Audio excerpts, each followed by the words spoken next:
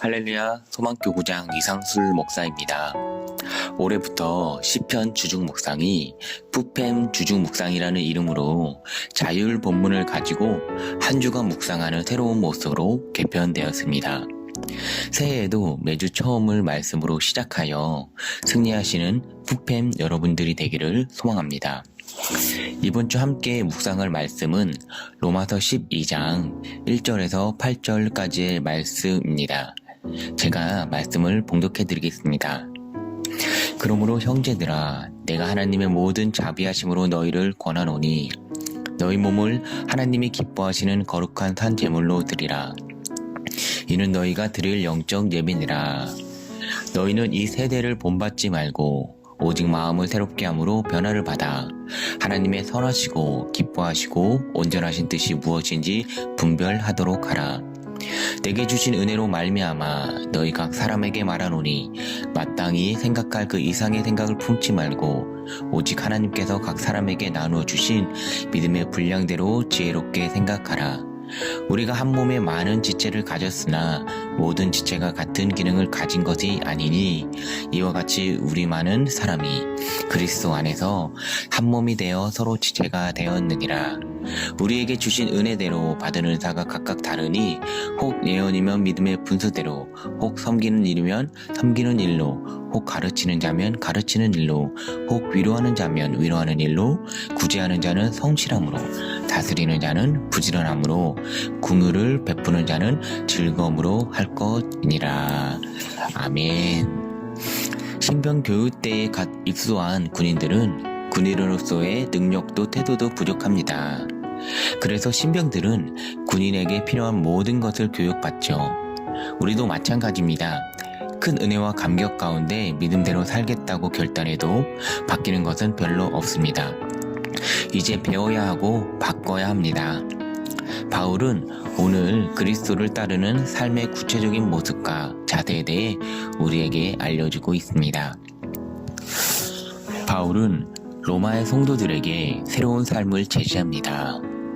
그는 그 사람이 영적 예배임을 알려주고 있습니다.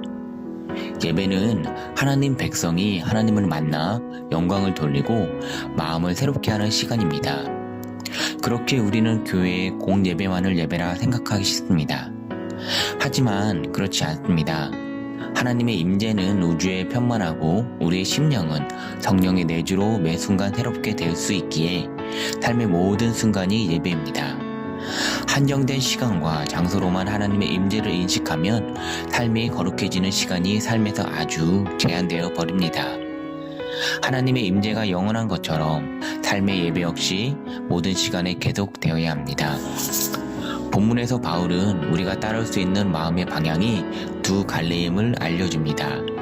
이 세대 혹은 하나님의 뜻이 그것입니다.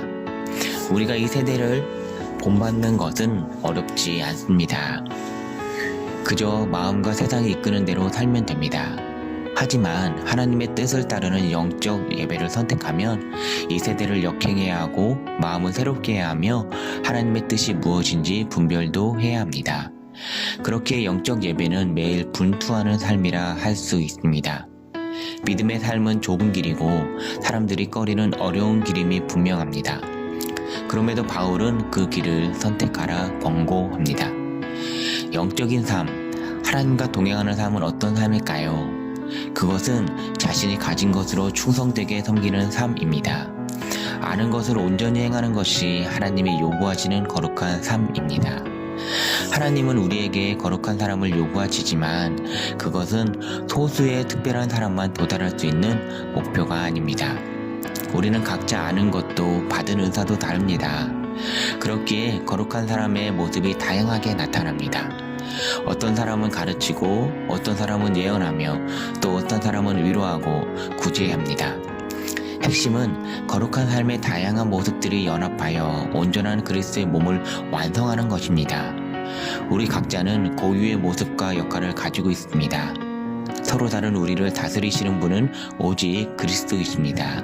그분이 교회의 머리십니다. 지체들 각자에게 요구되는 삶의 태도가 있습니다. 성실과 부지런함과 즐거움입니다.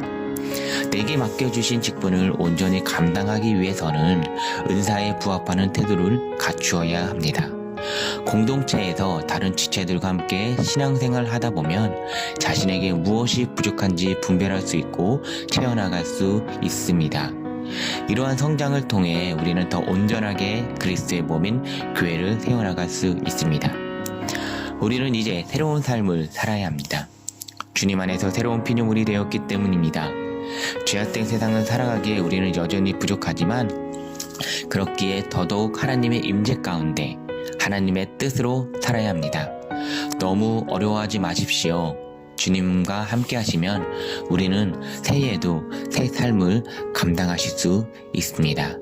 날마다 승리하시는, 그리고 한 주간도 승리하시는 푸팸 여러분들이 되기를 소망합니다. 할렐루야.